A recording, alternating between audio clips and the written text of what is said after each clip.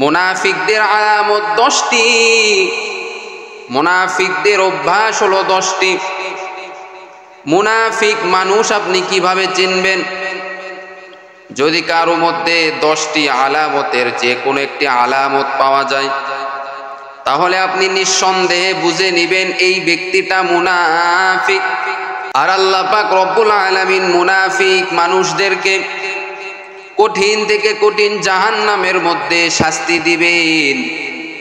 এজন্য বাবা, মুনাফিক মানুষ থেকে আমাদের দূরে থাকতে হবে।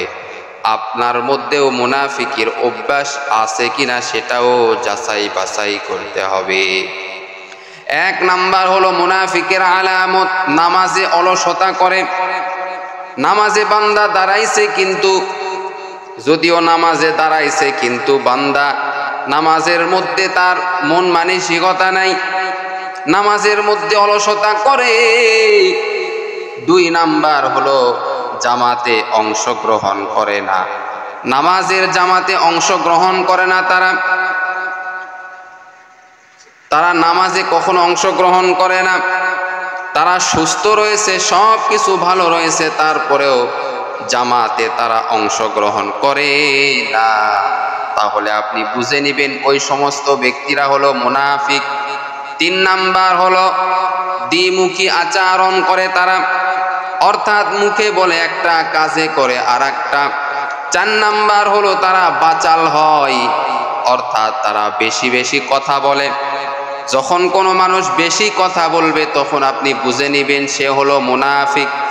এজন্য মাং সমাতা নাজা, যে চুপ থাকে সে নাজাত পায়, যে বেশি কথা বলে সে বিপদের মধ্যে বেশি পড়ে।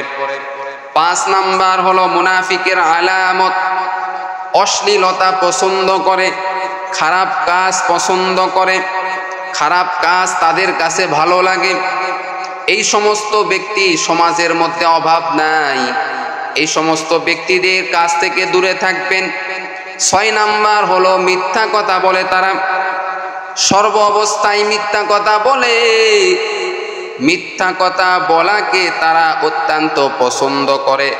যারা বেশি মিথ্যা কথা বলে তাদের কাছ থেকে দূরে সরে থাকবেন। 7 নাম্বার হলো মানুষদেরকে ধোঁকা দেয়। মুনাফিক ব্যক্তিরা মানুষদেরকে ধোঁকা দেয়, অধিকাংশ সময় তারা মানুষদেরকে ধোঁকা দেয়।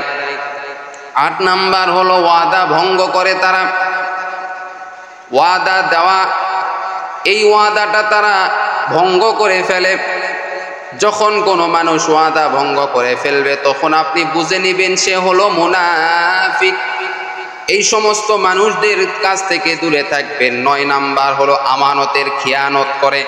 যারা আমানতের খিয়ানত করে তারা হলো মুনাফিক। এই সমস্ত মানুষদের কাছ থেকে দূরে থাকবেন। 10 নাম্বার হলো গান বাজনায় মগ্ন থাকে। যারা গান বাজনাকে পছন্দ করে, সর্বদা গান বাজনা বাজায়, গান বাজনাকে ভালো কাজ মনে করে তারা করে, গান বাজনাকে তারা নিজের আপন বানিয়ে নিয়েছে।